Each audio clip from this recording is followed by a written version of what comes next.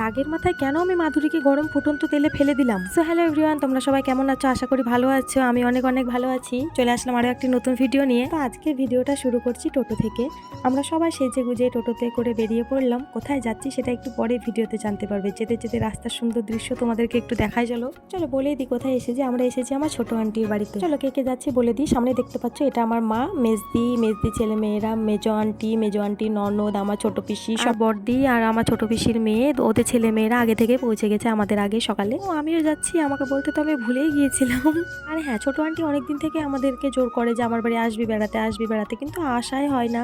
তো আজ ফাইনালি চলে আসলে। এতটা পরিমাণ গরম পড়েছে, গরমে পৌঁছেই ঠান্ডা ঠান্ডা ফ্রুটি আমি আগে খেয়ে নিলাম। ঠান্ডা ফ্রুটি খেয়ে যে মজা, কি বলবো তোমাকে, লজ্জা লাগছে আমাকে, একটু ফানি ভাবে বললাম। চলো ফ্রুটি খেয়ে ঠান্ডা হয়ে এবার একটু স্টাইল মারতে চলে এসেছি ক্যামেরার সামনে। তো স্টাইল মারা শেষ হলেই চলে আসলো আমাদের সকালকার নাস্তা। চলো নাস্তায় কি কি ছিল তোমাদের সঙ্গে একটু শেয়ার করি। নাস্তায় ছিল আতপ চালের রুটি, লুচি, মাটন, সেমাই, পায়েস, ঘুগনি, 2 রকমের মিষ্টি, আম, আরো অনেক কিছু।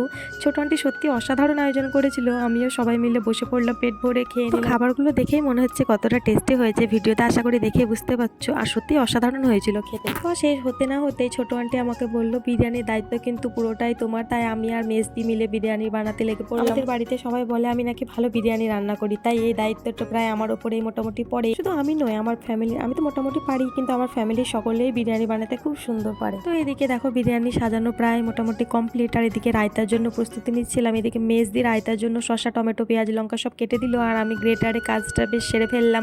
সাথে স্যালাডও করে নিচ্ছিল মেজদি। এরপর শসা, টমেটো, লঙ্কা, পেঁয়াজগুলো কুচোনোগুলো একটা পাত্রের মধ্যে রেখে দিলাম, আর পাত্রের মধ্যে ফেটানো দই দিয়ে দিলাম। দিয়ে রায়পর বিট লবণ, গোলমরিচের গুঁড়ো আর চাট মশলা দিয়ে রায়তাটাকে বানিয়ে ফেললাম। এরপর বিরিয়ানিটা কাটার দায়িত্ব দিয়েছিলাম মমতা দিদিকে। তো মমতা দিদি বলতে তোমরা আবার মুখ্যমন্ত্রী মমতা দিদি ভেবো না, আমার ফুফাতো বোনের নাম মমতা। এরপর বলি মাধুরীকে কেন ফুটন্ত গরম তেলে ছাড়লাম। আসলে এখানে একটা পাপড় ছিল, ছোট আন্টি পাপড় এনেছিল, পাপড়টার প্যাকেটে নাম লেখা ছিল মাধুরী।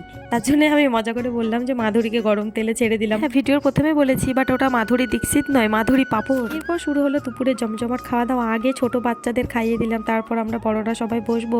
ছোট বাচ্চা বলতে আমাদের দিদির ছেলে মেয়েরা সকলে বসে পড়েছে একসঙ্গে। বিরিয়ানিটা সত্যি এতটা মজার হয়েছিল যে আমি বেশিক্ষণ ভিডিও করিনি। একবার বিরিয়ানিটা তো খাওয়া হয়ে গেছে, আমরা সকলে মিলে একসঙ্গে আইসক্রিমও খেয়ে নিলাম।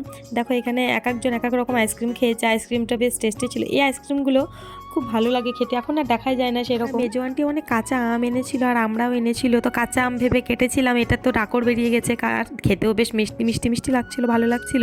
আর এদিকে কাঁচা আমরাও খেয়ে নিলাম। বাবারে কি টক। হ্যাঁ, এটা ছিল নেক্সট দিনের ভিডিও, কারণ ছোট আন্টির বাড়িতে একদিন আমরা ছিলাম। তো রাতে একটা মজার বিষয় হয়েছে, তোমাদেরকে নেক্সট ভিডিওতে শেয়ার করব। পরের দিন ছোট আন্টি পোলাও করতে চেয়েছিল, বাট আগের দিন যেহেতু এত ভারী খাবার খেয়েছি, তাই বললাম যে নর্মাল খাবার করো। তাই সাদা ভাত, চিকেন, পটল ভাজা, আলু সেদ্ধ, টক ডাল, যেটা আমার ভীষণ প্রিয়, আর শেষে চাটনি ছিল। তো অসাধারণ লাগছিল খেতে, আর ভীষণ নাচ গান করেছি। অনেকে ভিডিও করাই হয়নি নাচ গানের আনন্দে।